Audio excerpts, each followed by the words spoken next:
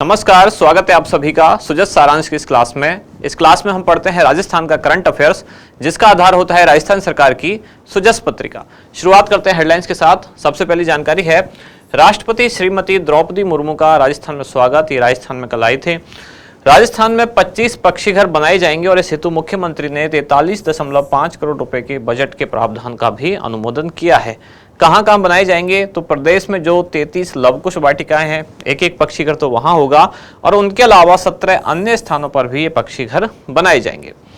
इसके अलावा अगली जानकारी है कि न्यूनतम आमदनी गारंटी कानून विधानसभा के चालू सत्र में लाया जाएगा। यानी सरकार चाहती है कि ऐसा भी एक विधेयक या ऐसा एक कानून बनाया जाए जिसमें न्यूनतम आमदनी की गारंटी हो, यानी कि मिनिमम इनकम या गारंटीड इनकम इसमें शामिल है। तो सरकार चाहती है कि बेरोजगारी को दूर करे, इसके लिए न्यूनतम आमदनी गारंटी कानून बिल लाया जाए।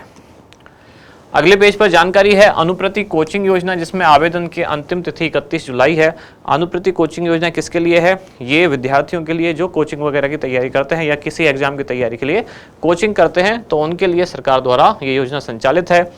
लाइमस्टोन, नागौर और देह में 21 ब्लॉक तैयार हुए हैं, 7 ब्लॉकों की नीलामी। और यहाँ राजस्थान सरकार फसलों में फड़का कीट की आशंका पर सतर्क। कृषि मंत्री ने कहा कि कीट नियंत्रण रसायन पर 50% तक अनुदान दिया जा रहा है। बीकानेर से समाचार, जहां 400 वरिष्ठ नागरिक झूमते गाते तीर्थ यात्रा पर रवाना हुए, तो वरिष्ठ नागरिक तीर्थ यात्रा योजना से संबंधित ये जानकारी है। इस योजना में अब जो संख्या है वरिष्ठ नागरिकों की वो बढ़ा दी गई है। पहले इस योजना के अंतर्गत 20,000 वरिष्ठ नागरिकों को तीर्थ यात्रा कराई जाती थी। अब नए बजट में ये घोषणा की गई कि इनकी संख्या 20 से बढ़ाकर 40,000 कर दी गई है, जिसमें 36,000 वरिष्ठ नागरिकों को रेल मार्ग द्वारा और 4,000 वरिष्ठ नागरिकों को वायुयान मार्ग द्वारा तीर्थ यात्रा कराई जाएगी। पेयजल से जुड़े कार्यों में लापरवाही बरतने वाले अभियंताओं पर कार्रवाई होगी। जयपुर डिस्कॉम में 26,200 लंबित प्रकरण निस्तारित, 18.79 करोड़ रुपए राजस्व मिला। और यहाँ है चिरंजीवी स्वास्थ्य बीमा योजना, जिसमें 2 नए अपडेट क्या है। तो एक तो इसमें स्वास्थ्य बीमा की जो बीमा राशि है 10 लाख से बढ़ाकर 25 लाख रुपए की गई है। साथ ही अब प्रदेश के बाहर भी अंग प्रत्यारोपण करवाने पर पुनर्भरण मिल सकेगा। इसके बाद हमारा इंडेक्स 3 मुख्य जानकारियां आज हैं। कौन कौन सी? एक तो राजस्थान में 50 पक्षी घर बनाए जाएंगे, कीट नियंत्रण रसायन पर 50% तक अनुदान मिल सकेगा और अनुप्रति कोचिंग योजना के बारे में थोड़ी सी जानकारी आज लेंगे हम। सबसे पहले राजस्थान में 50 पक्षी घर बनेंगे। कहाँ बनेंगे ये? तो अलग अलग 33 जिलों में जो 33 लवकुश वाटिकाएं हैं वहाँ एक, उनके अलावा 17 अन्य स्थानों पर भी पक्षी घर बनाए जाएंगे। इस हेतु कुल बजट रखा गया है 43.5 करोड़ रुपए, यानी कि पूरे के पूरे 50 में मिलाकर। अब इन पक्षी घरों का निर्माण कैसे होगा? तो जैसे कि उदयपुर में गुलाब बाग है, उसी की तर्ज पर हर पक्षी घर का निर्माण किया जाएगा। अब इसमें जो भी खरीदी होगी, यानी कि जैसे पक्षी घरों का निर्माण होगा, पक्षियों के लिए भोजन वगैरह खरीदना है या विदेशी कुछ पक्षियों की भी खरीद करनी है, तो प्रति पक्षी घर कितना? 87 लाख रुपए रखा गया है। तो 87 लाख को 50 से गुणा करेंगे तो लगभग इतना आएगा 43.5 करोड़ रुपए। फिर है कीट नियंत्रण रसायन पर 50% तक अनुदान मिलेगा। तो अभी फसलों की सुरक्षा में थोड़ा सा ऐसा लगता है सरकार को कि ये जो फड़का कीट है इसके फैलने की आशंका है। इसके फैलने की आशंका को देखते हुए पहले से ही सरकार ने कीट नियंत्रण रसायन पर अनुदान देने की घोषणा की है। यानी कि अगर किसान कीटनाशक खरीदता है तो उसको सरकार द्वारा अनुदान दिया जाएगा। अब इसमें अनुदान कितना दिया जा सकता है? या तो रसायन की जो लागत है उसका 50% तक, या फिर अधिकतम कितना? 500 रुपये प्रति हेक्टेयर, अधिकतम 2 हेक्टेयर तक। 500 रुपये प्रति हेक्टेयर, अधिकतम 2 हेक्टेयर तक, तो यानी 1,000 रुपये अधिकतम हो गए। या फिर जो राशि है, जो रसायन की राशि है उसका जो 50% होगा, इनमें से कोई एक दिया जा सकता है। अनुदान राशि किसानों के खाते में डायरेक्ट बेनिफिट ट्रांसफर के माध्यम से हस्तांतरित की जाएगी। एक खास बात यह है कि सरकार द्वारा कीट नियंत्रण के लिए 2 रसायनों का सुझाव दिया गया है। कौन कौन से वो 2 रसायन हैं? एक है मेलाथियोन और दूसरा है क्यूनालफॉस।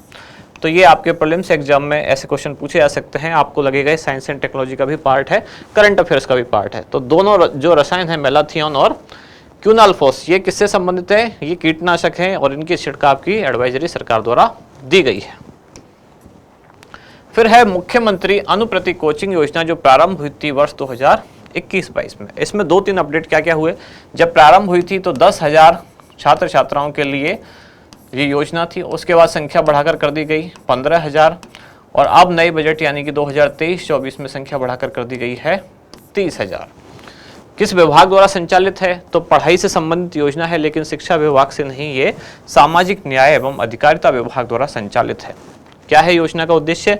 कि विभिन्न जो प्रोफेशनल कोर्स हैं और जो नौकरियां हैं, इनके लिए आयोजित होने वाली प्रतियोगी परीक्षाओं की तैयारी कराने के लिए वित्तीय सहायता सरकार द्वारा प्रदान की जाती है, यानी कि कोचिंग कराने के लिए वित्तीय सहायता।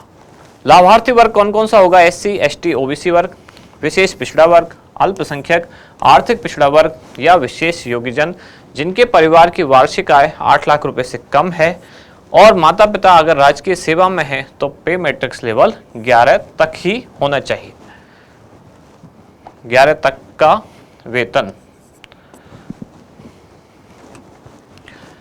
इसकी विशेषताएं क्या क्या हैं? तो वर्ष 2023-24 में परीक्षावार व वर्गवार 30,000 सीटों का लक्ष्य रखा गया है। इससे पहले मैंने बताया 2022-23 में कितना किया गया था, ये 15,000 और 2021-22 में कितना था? तो था 10,000। इन अभ्यर्थियों को सूचीबद्ध कुल 51 जो कोचिंग संस्थान है उनमें प्रवेश मिल सकेगा। चयनित अभ्यर्थी द्वारा 1 माह में कोचिंग में उपस्थिति देना अनिवार्य होगा, अन्यथा अभ्यर्थी का चयन स्वतः निरस्त कर दिया जाएगा।